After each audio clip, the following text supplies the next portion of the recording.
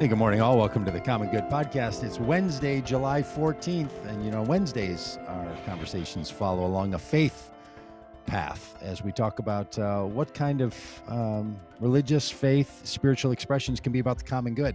We have a regular set of hosts here. I'm Doug Padgett in Minneapolis. We'd love to know where you're coming from. I'll introduce you to Dominique in a moment here. Some of you know him well. Dominique said before we got started here, he's one of the quad hosts. And so if you're usually seeing the four of us in our quad hosting capabilities, you would know that includes Dominique and Laura and Stephanie. And you might be saying to yourself, boy, Stephanie looks a little different than I remember. And that's because that's not Stephanie. That's Malcolm Guite. And Malcolm Guite is our friend and co-host today and going to be the subject of our conversation. You'll hear more about Malcolm in a minute, but he's a poet and a singer-songwriter, an academic, an Anglican priest. And we're all in different time zones, not only in where we physically live, but it sort of seems like where we are in our emotional and spiritual senses too. We're all sort of living in our own time. And for some of us, it's 9:03 in the morning. And for Malcolm, because he's in the UK, I think it's 3 o'clock in the afternoon. So wherever it is that you're coming from, we'd love to know what time is it where you are. You can do that based on your clock or based on your sense of well-being.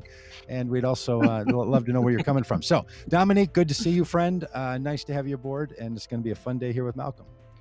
Yeah, excited to be here, coming to you from Conyers, Georgia, in the metro Atlanta area. And it's 10 o'clock here. So, just excited to press into the conversation and to really learn from our guest and engage with him about all of what God has been doing in his life and how he can spur us on to pursue the common good. So I'll kick it over to Laura.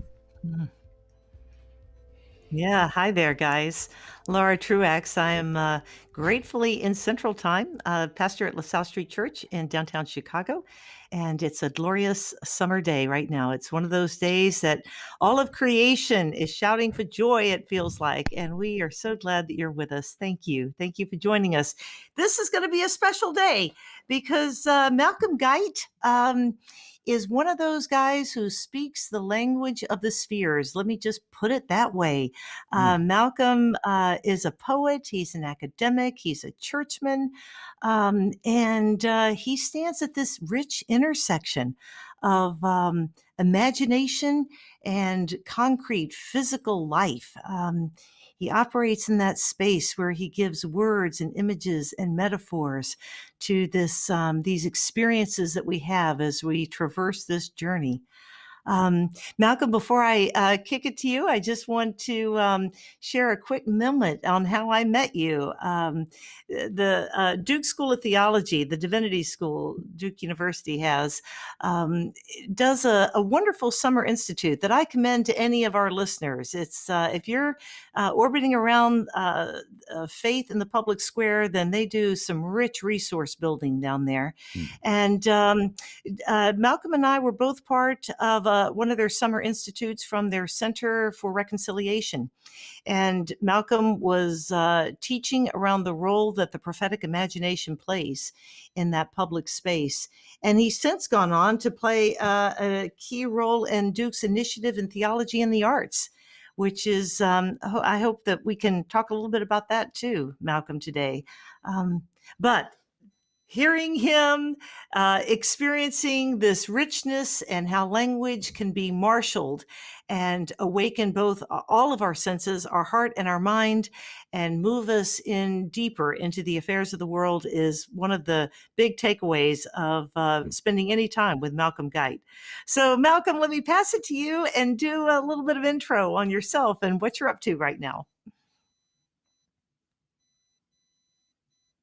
Malcolm, somehow we've lost your audio. I don't know. We had it a second ago, and now it's disappeared. I don't know if there's a setting on your end.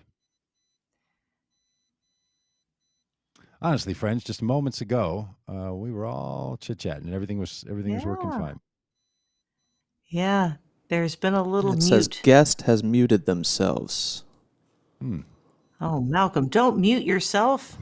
It's one of our sayings around here. Take your mute off is one of the things we like to say to all of us, because so often too many of us with things that need to be said are being too quiet about things. I know, right? Malcolm's going to keep working on getting his his audio going. Hey, here's one of the things while Malcolm figures that out. And Dan, I don't know if there's a way you can communicate with Malcolm separately. There you go. That'll do it. Knock him off and we'll bring him back on. One of the things, though, I'm really interested in Malcolm talking about is a lot of times for people who are working in areas of justice and working in the area of trying to change the world.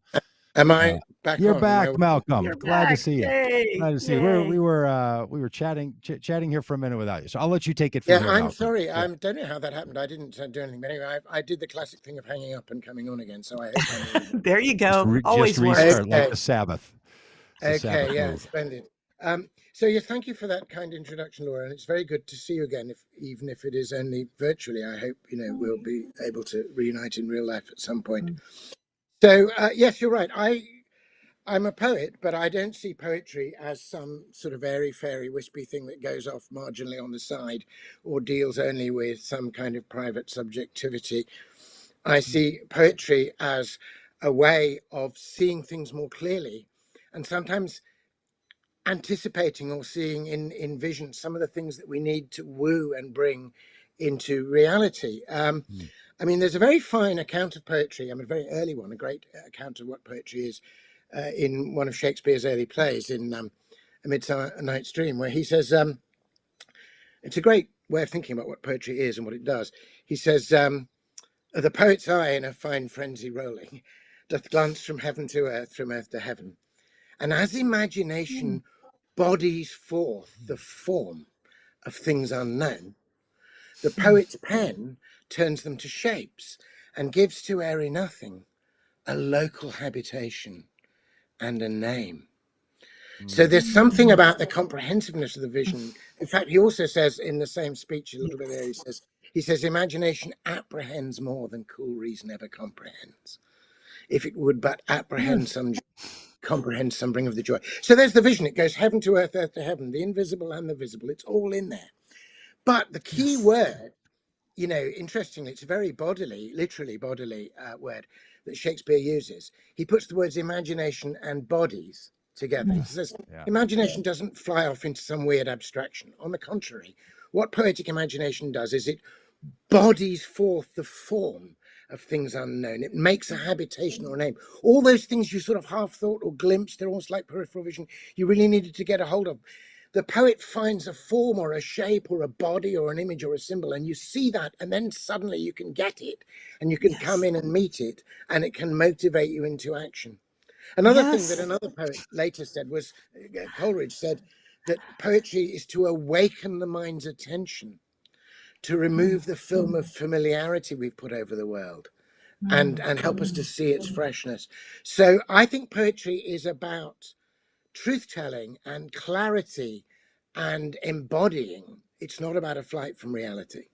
Amen. Man, as soon as you started saying that, I was thinking of the prologue, of course, to John's Gospel, right? Well, I'm glad you were, because that, in Yes. fact, brilliant, Laura, because I actually think that that Shakespeare is riffing on the prologue to John's Gospel. Really? Yes. So where he tell goes, us it. Tell us the prologue, particularly when he Malcolm. goes heaven, earth, heaven, invisible, visible, and then local habitation and name. Because if you think about it, if you think about the prologue to John's Gospel, it starts in this very philosophical mode, which like you're reading it and you're thinking, well, this must be profound. The trouble is I just can't see it. You remember it begins, in the beginning was the Word, and the Word was with God, and the Word was God, and the same was with God in the beginning. Through him all things were made without. And you're going, yeah. You almost had me there. And then suddenly 14 lines later, you get this revolutionary thing. And the Word was made flesh and dwelt among us. And we beheld his glory. We saw it. Glory as of the only begotten of the Father, full of grace and truth. Those two beautiful things that have been split up in our world, brought together again, grace and truth. And in fact, you could see it, the very first question, the beginning of John is a sort of riff on the beginning of Genesis. And in Genesis, of course, we're hiding from God, and God's first question to humanity in Genesis is, where are you? I was hiding behind this fig leaf, But the first question from humanity to God in the person of Jesus in John is Magister ubi habitat. Where is your habitation, master, where are you staying? Ah. So, and it's about essentially making those connections. It's about making the invisible visible. I'm just going to put Yeah. now. So yeah, that's just a bit of an overview about poetry. Obviously, then that has to be bodied forth into sort of individual poems. But yeah, Hey, so Malcolm, I let wrote me a book. ask you this. It seems like you're doing something really important. And when your audio wasn't working, I was about to set up a question that you already answered there. In the poetic world, in the world of poets and poetry, is this a debate? Like, I know it is in theology. I know that it is in philosophy. Like, how much should this be internal and in our heads and for us alone versus that which is manifest in the world?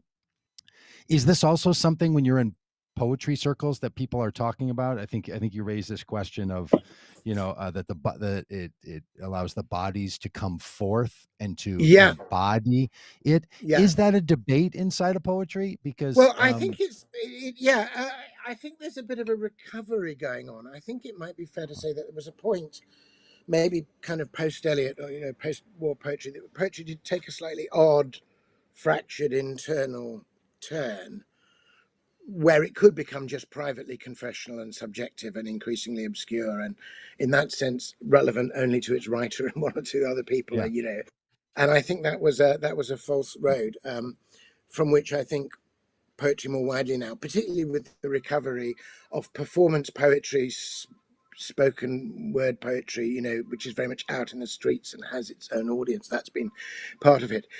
Actually, it was predicted and analyzed very brilliantly by the American poet Stephen Spender in one of his essays. In the 50s, he said the traditional image of the poet has always been, the bird, the nightingale or the eagle, and the bird that sings within the tree, but then spreads its wings and has, as it were, the whole world as its purview and gives you that other perspective. But he said in modern poetry, in some modern poetry at least, particularly in the kind of confessional, psychologized sort of poetry of the 50s and later 60s, that it's almost as though the bird is in a cage suddenly. And this is true of a lot of writing. But he said a very telling thing. He said, for that, the bars of the cage are made of mirror facing inwards, and all that the poet is allowed to see or sing about are fragmented images of the self. And he said we have to get away from that. We have to get away from that self-referential circle and open the cage and deal with the public realm and public truth. And I think there is a beginning of a bit of a turn from that. So even poets that cut their teeth on that intense confessional poetry of the kind that Lowell and Robert Lowell and say Sylvia Plath, then when they were faced with acute crisis in their own community, actually found a way out, and without ceasing to write resonant, mystical, image-laden poetry, nevertheless spoke into it. I mean, the classic example of that in our own islands, it would be Seamus Heaney in Northern Ireland. I mean, a poet of the very first order, and a Nobel Prize winner and so on, who began to find a voice that spoke into the troubles. And although he was one, he was a Catholic within the enclave, if you like, of Catholics within Northern Ireland, as he put in one poem, besieged within the siege. Yet he also spoke of himself as somebody who was feeling every wind that blows. And indeed, his poetry was valued by both sides and became itself part of the peace process.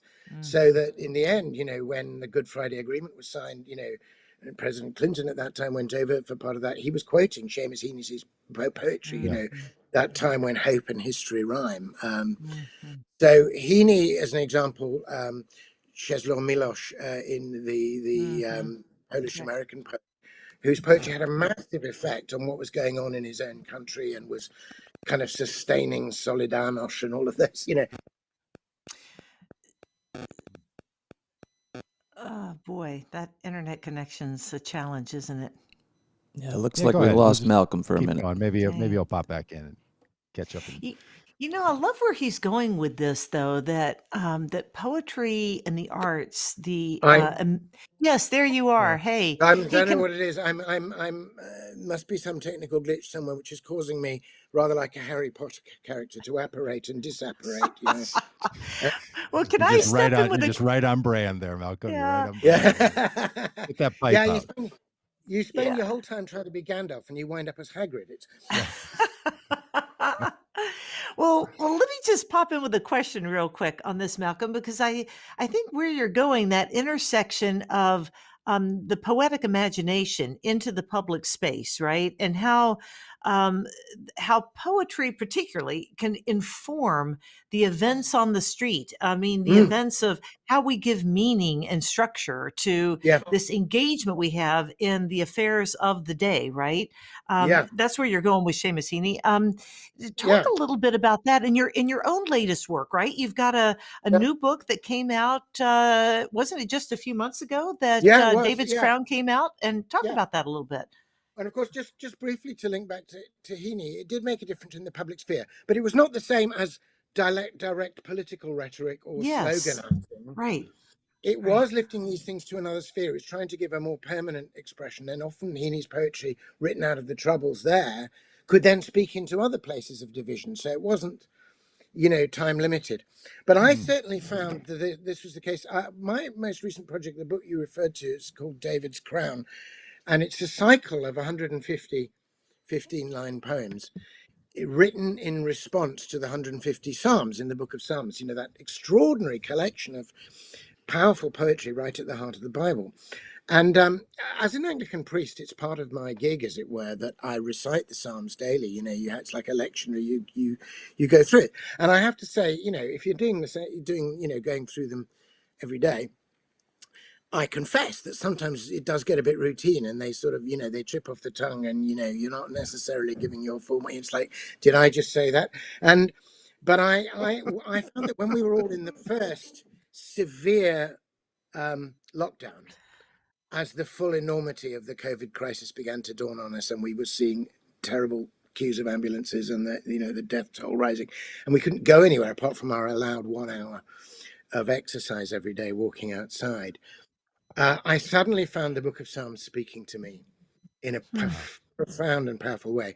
The cries of anguish, and the lament, but also the astonishing consolations of nature, the sheer beauty of it, the way after the storm you could look up at the stars and say, there is an order, there is a beauty, there is a clarity, there is hope. The heavens Hmm. declare the glory of the Lord, and the firmament showeth forth his handiwork.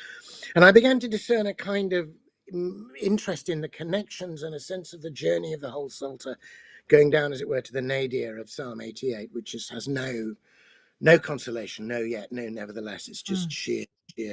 But the way it ascends, and then in the end, you finish with this great doxology of the last Psalms.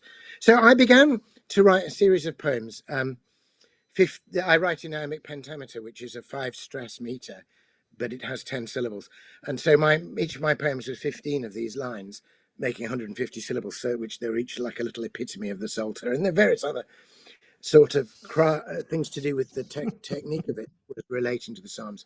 But that within that discipline, I was then able to express things.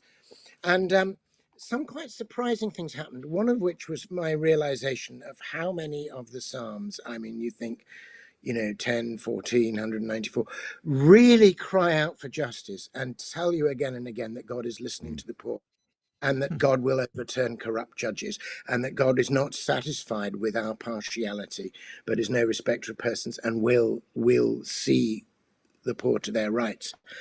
Now, as it happened when I was going through the Psalter, obviously the other crisis which was unfolding, in a way, it was simply bringing to everybody's attention a crisis which the African American community, and indeed the black community in England, were only too well aware of on a daily basis. But it was bringing it to our attention. So the killing of George Floyd and the wide response to that, the sense that enough is enough, that was unfolding. And many of our institutions, including my own college, really felt that it was high time for them to address that, to make public statements, to begin to take stock of where their own inherited wealth had come from whose unpaid labor it had been derived, how justice might be addressed, how these goods might be shared. These things were in the air. So I was, going through my Psalms, and Psalm 94, I don't know if I've got the text of the song here, but I've got the poem. It seemed to me a psalm that really spoke to that. So it was consciously in my mind when I wrote my poem in response to Psalm 94. Now, there's an ancient poem from a completely different language and a different culture, but the same fundamental issues were at stake. Anyway, I had literally just completed this poem. This was still while they were all in draft form, when I had a phone call from Susan Smith, who's the head of my college, the mistress of the college, as she's called, I was the mistress of the college. That's what she's called. Yeah. Well, our college. That's a title and not a. It's a great title. Yeah. I get to put things in my diary like supper with mistress, and then when the other clergy sing it, I can explain. Yeah. Anyway, our college was actually founded precisely to include the excluded, because it was the first higher education college for women in England, and it educated women at Cambridge for a whole period. They were founded in 1869, and women weren't, you won't believe this, but women weren't granted degrees in Cambridge, weren't granted degrees until, wait for this, 1948. Wow. So all those years, and eventually other colleges, Trinity College Dublin and University College London, King's College London, began to grant the women who'd done the exams, got great marks, weren't given degrees simply because they were women. So these other colleges began to give them honorary degrees, and eventually Cambridge saw the light and came around to it. Anyway, because we had that kind of watermarked interest that we were to include others, we had a real concern. And since women were included, the college has now gone mixed, but we've always kept the same titles, and we've so far all our heads of house have been female, so the mistress. But if her assistant, the vice mistress, is a man, he's still called the vice mistress. And when they decided to admit men as fellows, somebody said, "Oh, we've got this pronoun problem, because all the statutes say she will do this, and this is her responsibility." This was back in the 70s. We were working this out. And are we going to change every statute? And somebody said, "No, we just need one new statute, that in Girton College, she is presumed to include he." So, I remember when I first got there, a tall mustachioed gentleman introduced himself and said, "I'm Trevor, the vice mistress."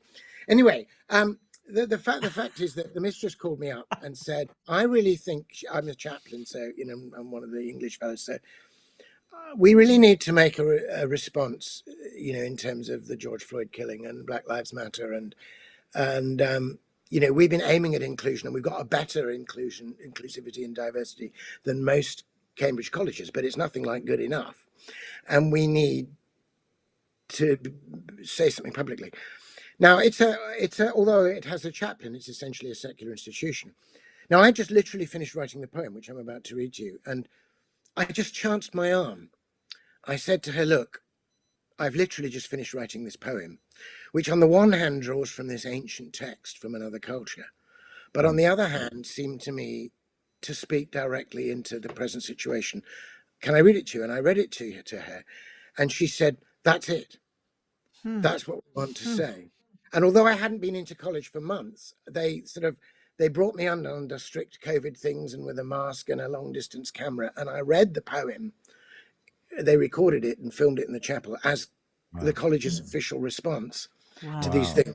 So Deus Ulcionum, this is some response to Psalm 94. You can look at, you could have fun looking up Psalm 94 at some point, and you'll see just how powerful that original psalm is. Now, this is not a translation or a version. This is a personal, poetic, if you like, prayerful response. So, my Saviour stands and keeps my soul serene, but also sends me back into the world to speak his word and challenge the obscene injustices we take for granted, sold as we are on systems that preserve our privilege and barter truth for gold, putting our souls to silence. Oh, we reserve our judgment, but the psalmist makes it clear justice is coming for God's poor. We serve him best if we can also serve them here. Rise up and take their part against the proud. Deliver them from harassment and fear. We have been pietistic, quiet, cowed. But we must come out publicly and cry for equal rights and justice. Cry out loud. Wow.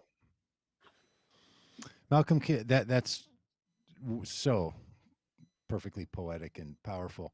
Can you talk a little bit about how that came together for you when you wrote that response?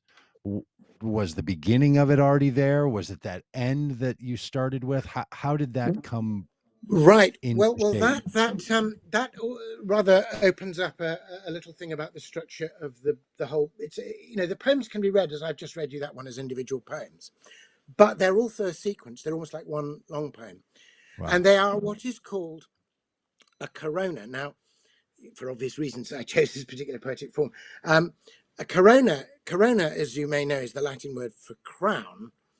Hence we get the word coronation has the word corona inside it, and that, of course, the virus is so called because of the sort of crown-like spikes. Yeah. Anyway, it's also a form of poetic sequence. John Donne wrote a famous one called La Corona of 7 sonnets, and in that sequence, the last line of the first poem is the first line of the second poem, and the last line of the second poem is the first line of the third, and then the last line of the final poem is the first line of the whole sequence. So it literally makes a crown or coronet. So my opening was given by what I'd been reflecting on in Psalm 93, and some of the power of the poetry comes from those transitions, but I didn't know where the poem was going. But obviously, in order to the landing point, if you like, at the end of one poem is always the springboard for the next poem. Interesting. So I was also reading Psalm 95, and which is a great psalm of joy and triumph that God's justice not only is coming, but we can live from that justice now. Psalm 93, where I'd started, there's my Savior stands and keeps my soul serene, which is the end of Psalm 93, is a psalm saying, whatever happens around me, there is something in here to keep me solid and secure. But Psalm 94, which is the poem I've just got the text of the psalm here for you. Where I was coming from, what I would do is I would read the two psalms, in this case 94 and 95, because I knew I was going to land on the 95 one. I would read on them and meditate on them, and then go for my walk, my allowed hour, and reflect on what they were doing to me. And then I would come back and write the poem. So Psalm 94, calls on God. Basically, it's kind of almost, if I can put this in very colloquial language, because the Psalms are very daring. They're very daring in the way they speak to God. They don't come creeping along, I mean, basically, Psalm 94 is a desperate people telling God to get off his backside and do something. Mm-hmm. They're saying, verse 2, arise, thou judge of the world, and reward the proud after the deserving. Lord, how long shall the ungodly triumph? They smite down thy people and trouble thine heritage. They murder the widow and the stranger. They put the fatherless to death. And yet they say, tush, the Lord shall not see, neither shall the God of Jacob regard it. And then take heed, he that planted the ear, shall he not hear? He that made the eye, shall he not see? And then it turns around and says, the Lord is coming, is coming to set things to right. So I had that going around, and then, then the psalm, as it were, came within that. But I didn't realize what I didn't expect. I mean, in a sense, if you already know before you write a poem, everything is going to be a poem, it's not a poem. It's just a jotting. This is where the poetic imagination works. I mean, the only thing that gives me the temerity to call myself a poet is not a conviction of my own wisdom, but a conviction that all the words I use are older and wiser than I am. And then if I stay with them and listen to what they have to say and they suggest others, something will happen. So the bit that took me by surprise in this poem was the confession about the pietistic church. Because I'm as prone as that to anybody. I love nothing better than beautiful choral evensong, and there's nothing I like better than singing in Latin to candlelight. And I think that's like, it's a fabulous experience, and I wouldn't take it away from anybody. But if you do that without reference to the cries of your sisters and brothers outside, then you haven't heard what the psalm is about. Yeah. So that bit that took me by surprise was coming towards the end. We have been pietistic, quiet, cowed, but we must come out publicly.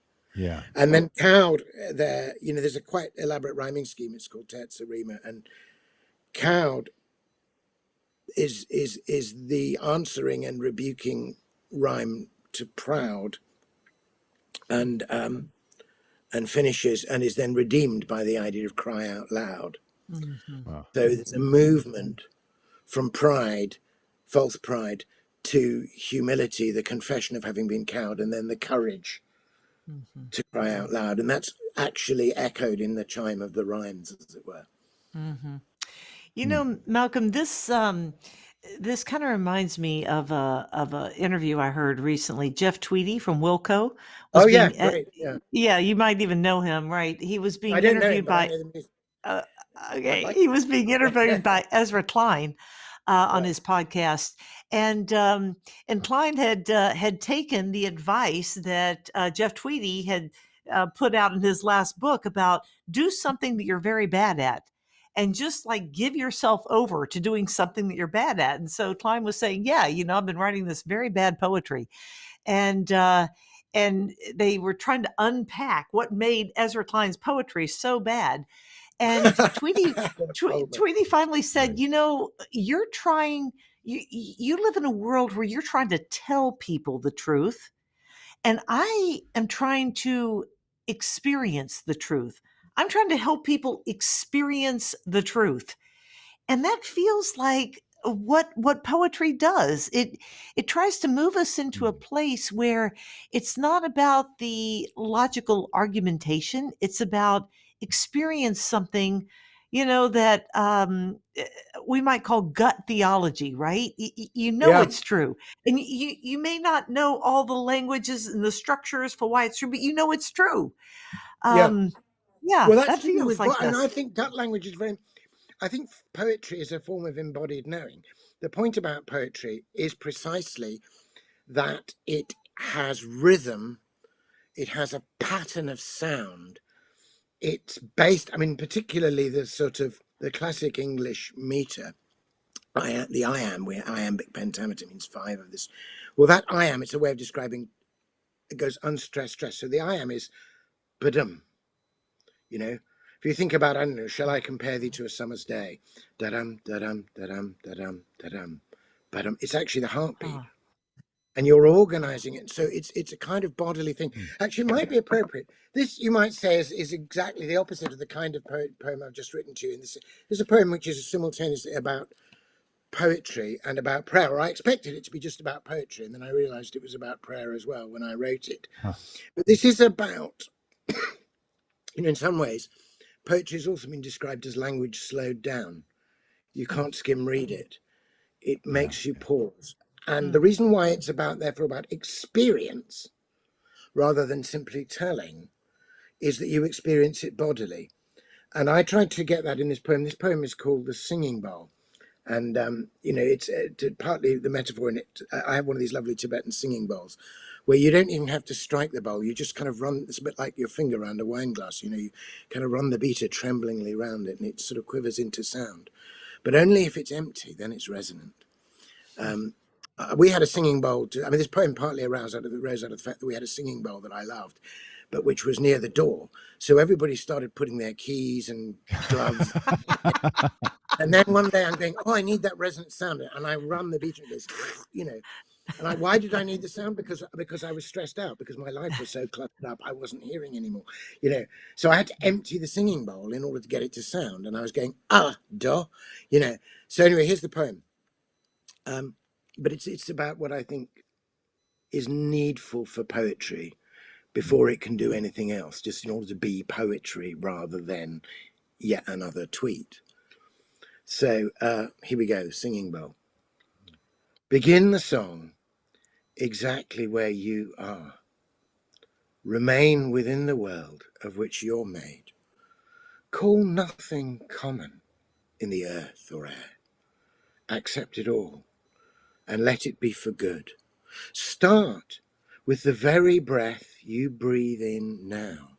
This moment's pulse, this rhythm in your blood, and listen to it, ringing soft and low. Stay with the music, Words will come in time. Slow down your breathing. Keep it deep and slow. Become an open singing bowl whose chime is richness rising out of emptiness and timelessness resounding into time. And when the heart is full of quietness, begin the song exactly where you are. Wow. Yeah. Wow. All right, so so Malcolm, I So want to that's a spend sort all of day. I want to spend all day doing this, so I'll try not to. But I um, do too.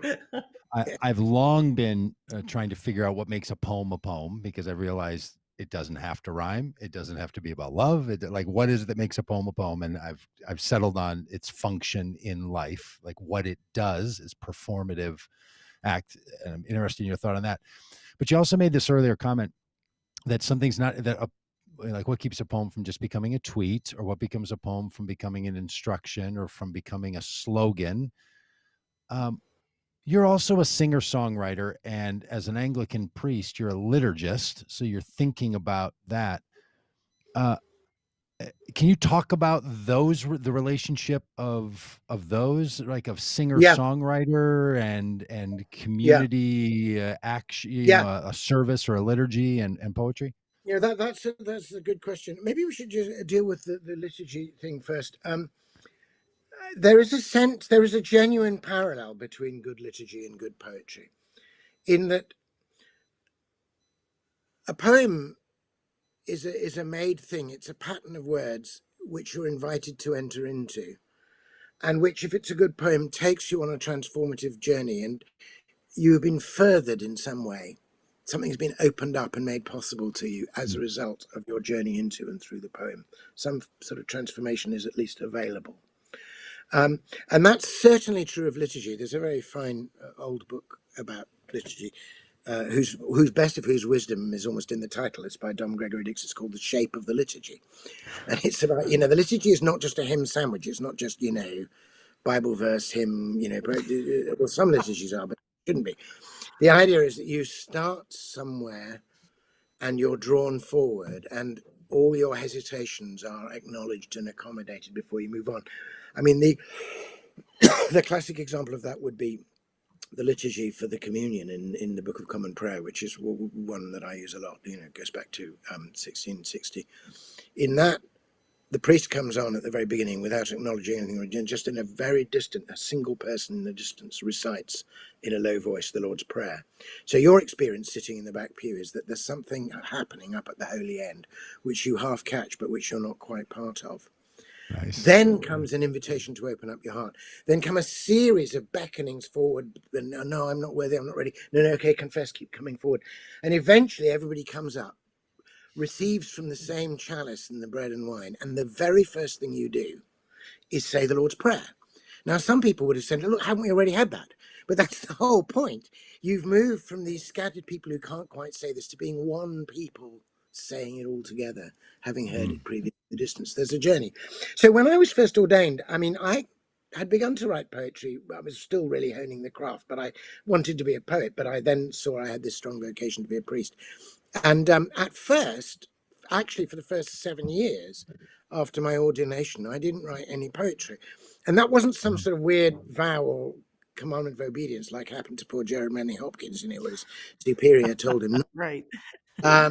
This was simply because, in a sense, my desire to mediate something, to body forth a beautiful, substantial, previously unavailable, invisible thing through a pattern of words so that a person would be nourished and transformed by it, which is what I was desiring to do in my poetry and actually not achieving because it wasn't very good poetry, was massively and fully achieved by this beautiful gift of liturgy, which I was now the celebrant of.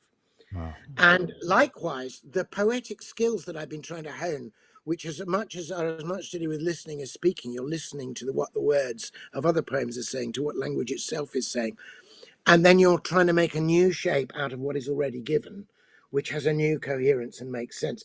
That was perfectly what was going on in my pastoral life when I was listening to people's troubles and helping them to reshape and retell their stories in a hopeful frame. So in a sense, the poetic desire in me was satisfied for a bit. But of course, there came a point after about sort of 7 years toil in the vineyard where I was burning out because I was not, the springs of my imagination weren't being nourished in quite the way that they had been. All kinds of poetry, including, and I would say especially, secular poetry, and poetry that doesn't, by people who don't share my faith, but who do have that same rich language.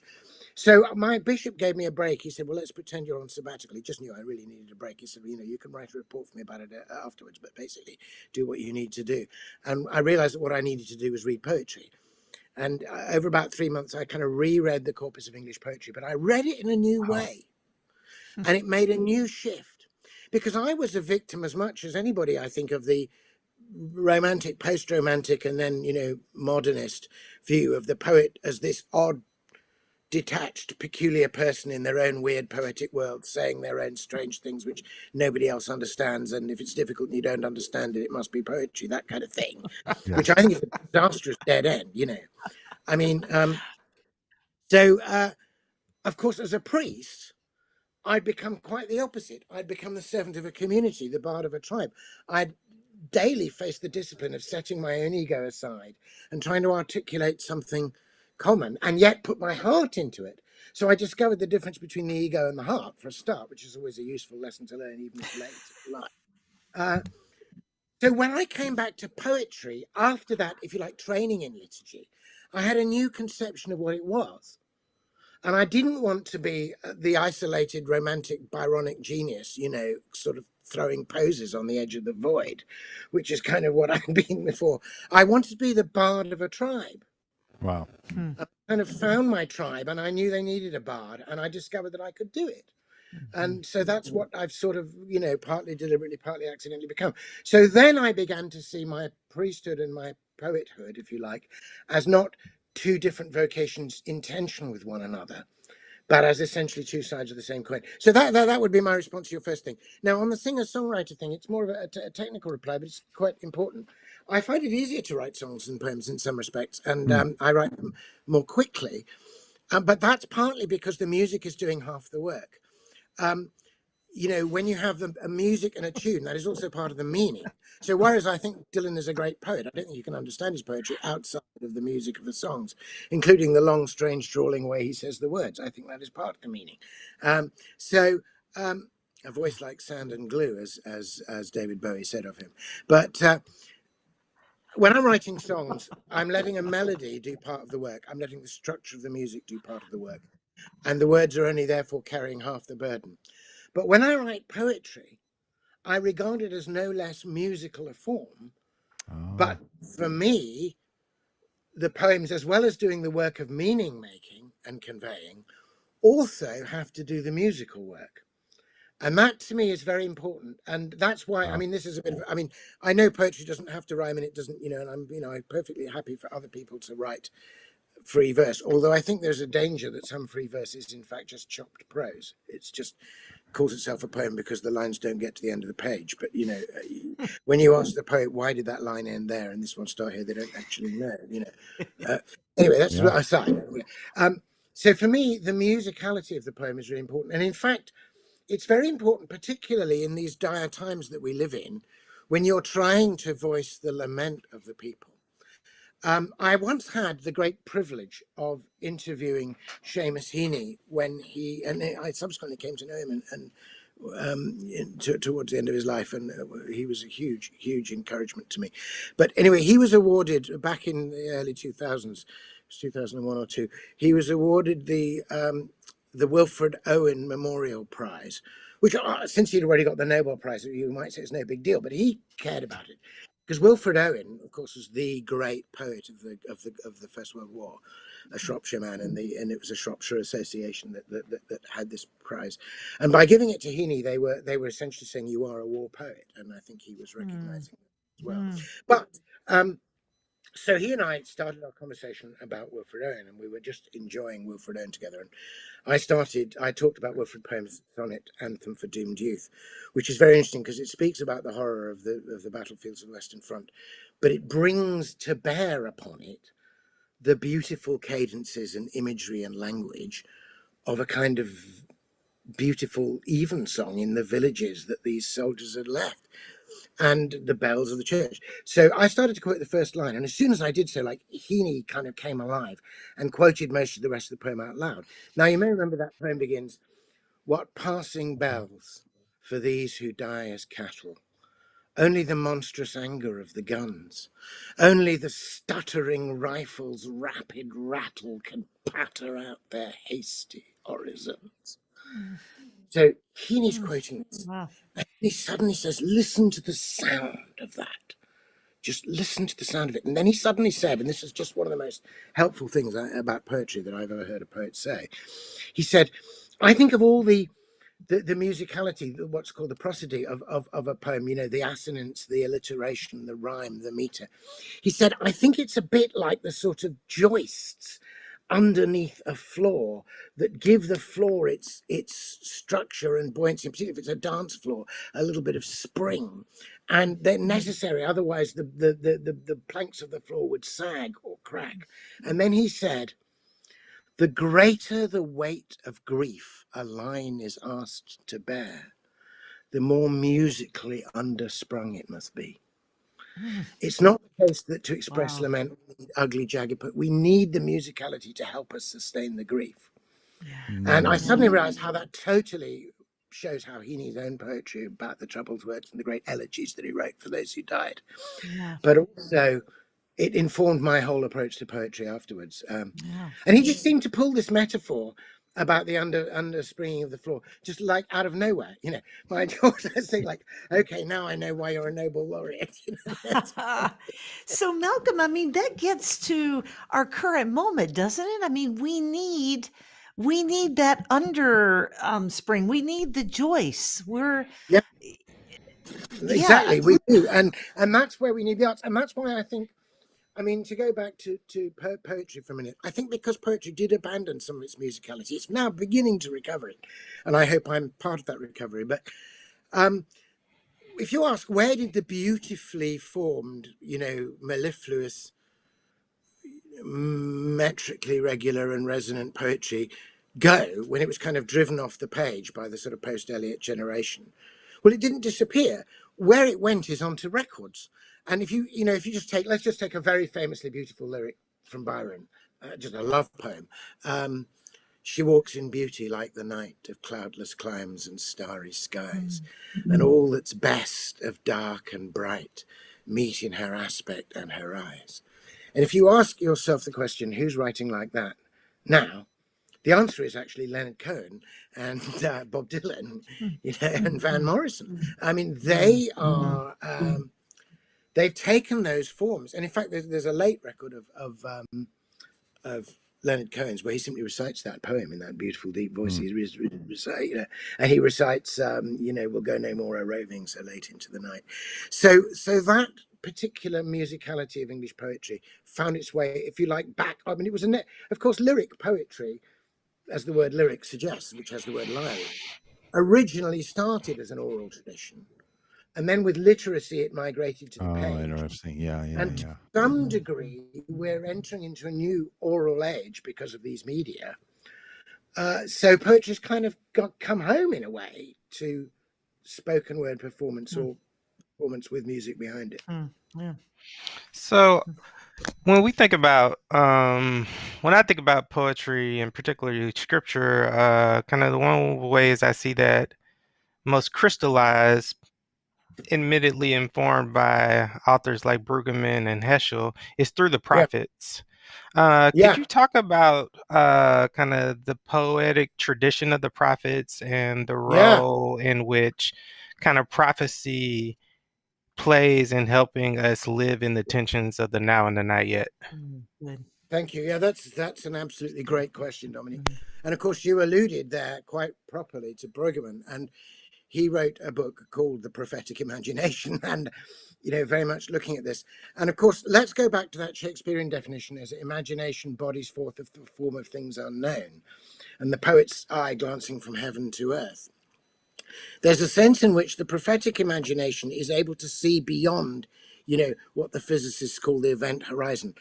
I don't mean in a simple way of predicting a future. I mean imagining substantially and giving image to things which should be but are not yet, visions of the kingdom. And you get that, in if you think about Isaiah and the vision of the mountain and the idea that there's a veil, there's a kind of dark veil over everything that we see. And the Lord says, I will remove the veil and I will gather everybody together on my holy mountain. And then, you get this prophetic imagination. The lion shall lie down with the lamb, and the weaned child shall play over the asphalt, and they shall not hurt or destroy any more on all my holy mountain. Well, you don't see that in many places, but the prophet sees it and gives it this powerful poetic expression. And in a way, that to me is really finally distilled in the prophetic imagination of Jesus Christ himself. I wrote a sequence of poems, sonnets on the sayings of Jesus called Parable and Paradox. And when I was working on that, I realized how constantly Jesus appeals to the imagination. He tells stories like the story of the prodigal son, where he imagines a father that, like, who's ever known, especially fathers in those days, it really should be called the prodigal and incredibly generous father rather than prodigal son. The father that's waiting to welcome the son, that even while the son is a long way off, the father run, to welcome him. There's a whole story of exile and return, which fits every kind of exile and return, from the exile and return of Israel to all our exiles into kind of brokenness and sin and brokenness of society, and the possibility of coming to yourself and repenting and coming home and being welcomed. And then it deals with the problems of that and other people needing to be, he's no sooner reconciled the younger son, and the older son goes off in half, who won't come back and be reconciled. So he tells a story that appeals to the imagination, but even more in the Beatitudes, he asks us, he simply describes as though it already existed, the kingdom of God, which turns all our values upside down. Blessed are the poor, blessed are the meek, for they shall inherit the earth. Well, it's blindingly obvious at the moment that the meek don't inherit the earth, precisely because they're the meek, and the covetous and proud have elbowed them aside and grabbed it. Blessed are the merciful, they shall be mercy. Blessed are the peacemakers. Right now, the peacemakers are the people who are spat on by both sides because they stand on the holy ground in the middle, But Jesus doesn't say, well, maybe one day if the time are right. He announces it as a fact that the blessing is in a sense already there. He gets you to see it. And he's constantly treating people as though they'd already achieved what it is open to them to achieve, as though they were already forgiven. I'm wondering actually just if there's a couple of poems from that sequence that might make this clearer in some ways than the let me read you the poem on the Beatitudes that I wrote, because I think that is very much about the prophetic imagination. And then maybe just for fun, a poem called Imagine, with a kind of a nod in the direction of a certain song.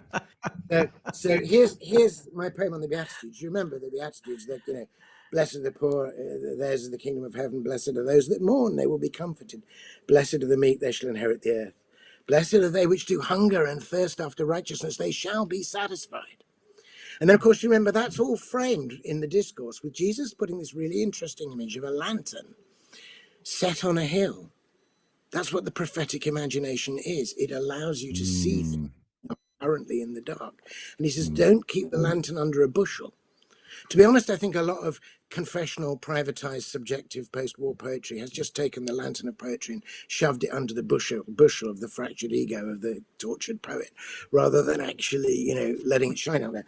So anyway, here's my take on this. Amazingly, this poem was picked up in a shop in Oxford by a Chinese Christian who was deeply moved by it as it happened, and created an entire set of translation of these poems into Chinese, which was called Lantern, Lightning, Darkness, which was then banned and then sort of repackaged, as it were, and is out there. But anyway, so here's the poem, Beatitudes.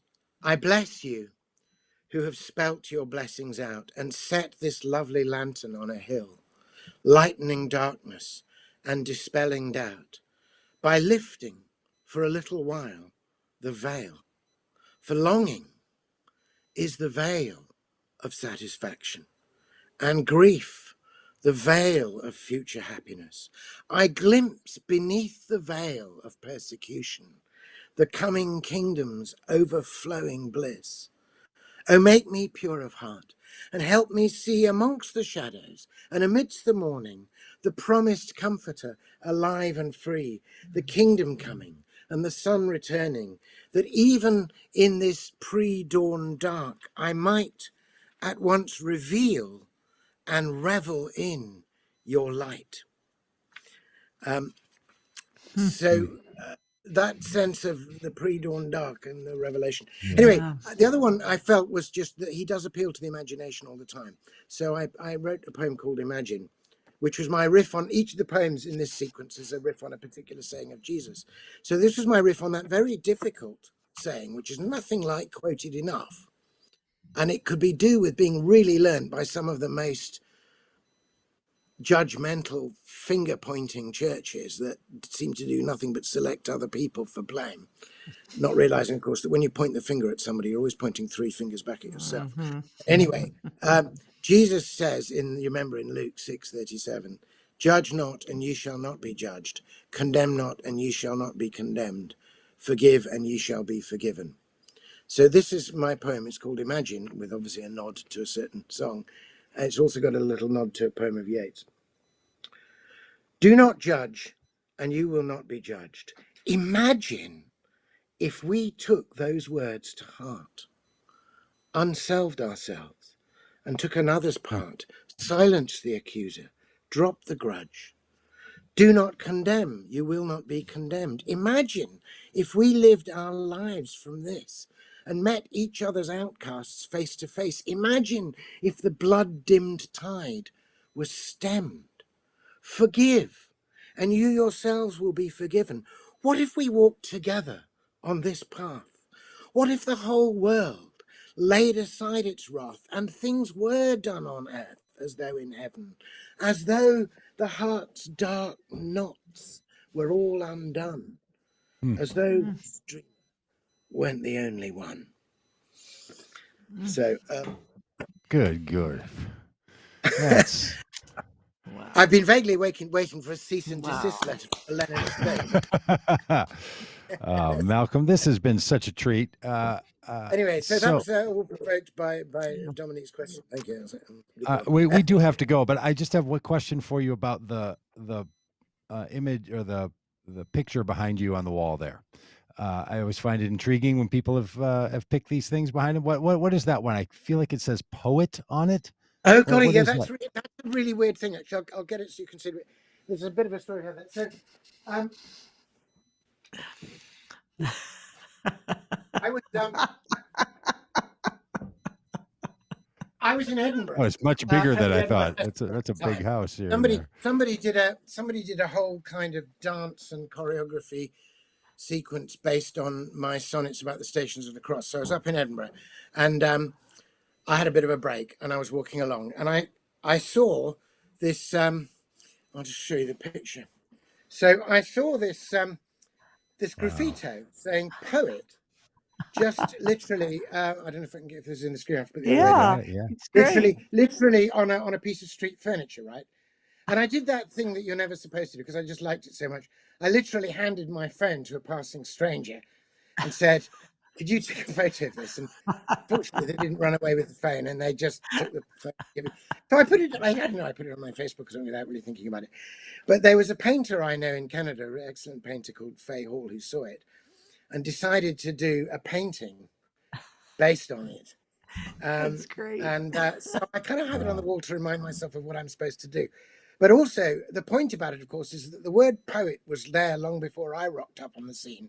Yes. And will be there long afterwards. And it happened, when I examined it more closely, that piece of street furniture is actually the junction box for the telephone network. And presumably, so it's actually a bunch of wire, underneath the green box is a bunch of wires joined together to ensure communication in a community. And I thought, well, maybe that's part of what poetry is. And I'm like temporarily standing by the junction for now. but lots of other people will stand there too. But anyway, so that's where that comes from. That is just that is perfect. That's classic. And all those other people also using those same communication lines for other things, right? And you're Yeah. the poet Yeah, is yeah. trying to be and then a photo becomes something more real because it becomes a painting. Yeah. I mean, there's just there's a lot there. Malcolm, thank you for being with us and for calling us to a sense of common good and for embodying this together. So lovely. Dominique, Laura, anything from either of you? Nope, my mind and heart are awakened, Malcolm. Thank you for doing your work among us. Appreciate it. Thank you. That's great. Well, thanks, friends. Thanks for being with us here on the podcast today, and we will talk to you all tomorrow. All right. Malcolm, Thanks, you can stick Malcolm. around for a second.